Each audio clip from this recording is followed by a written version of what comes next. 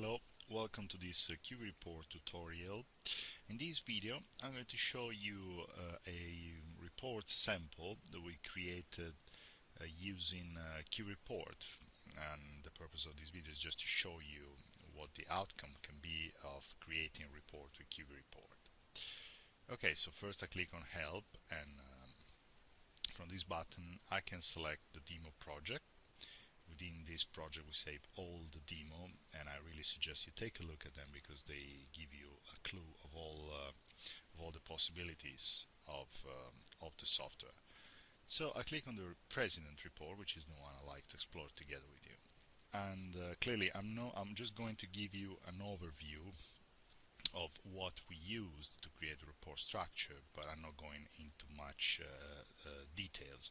So for a detailed explanation on how to use each and every single tool that you see in the toolbox here on the left, like how to use sub-reports, how to embed pictures and barcodes and so on and so forth, I remind you to all the other BI network videos.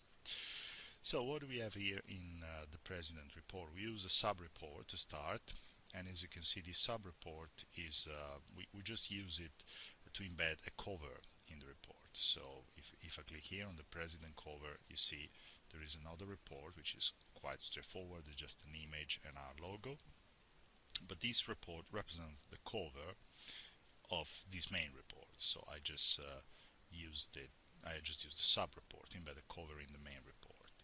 Then moving on, I got a page break here. So to start from a new page, I use this label to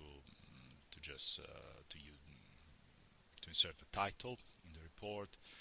Then this report is showing some sentiment analysis from the social network with relation to the presidential elections in 2012 in the United States. So clearly I needed a picture from Mr.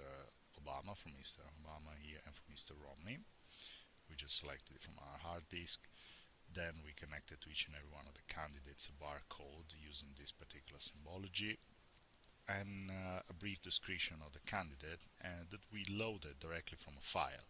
That's a very nice feature because QB report keeps the formatting, so we don't have to bother about reassigning the format. It just saves the same format it finds in the original file. Scrolling down, what we did here, we just use another picture, and then a page break again, another title for this particular section, the features of pivot grid. To create a pivot grid we use the designer. That's the tool that QB report offers you to create and manage pivot grid, and as you can see, really the sky's the limit for pivot grid creation. You can completely control it from all the properties and features that you have in here. Again, I remind you to the pivot grid video for further details. Then again, that's another very nice part where we use two different charts to show the distribution of the tweets. And even for the charts, we have what we have here is a wizard, a very powerful wizard that allows us to create, so select the chart type that we want, and then determine appearances, connect it to series of data, and then to manage each and every single detail about the chart that we're going to display in the report. Scrolling down again, we have the final part of the report, which features just a table with two rows.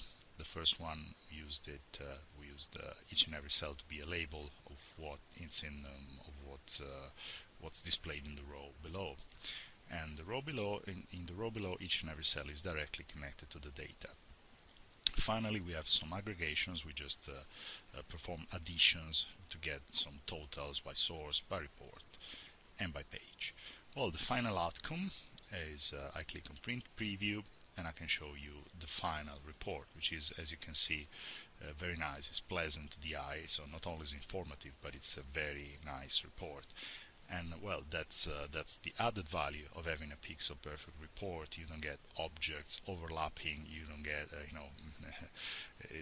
to format it to look very good. It's not an hassle anymore.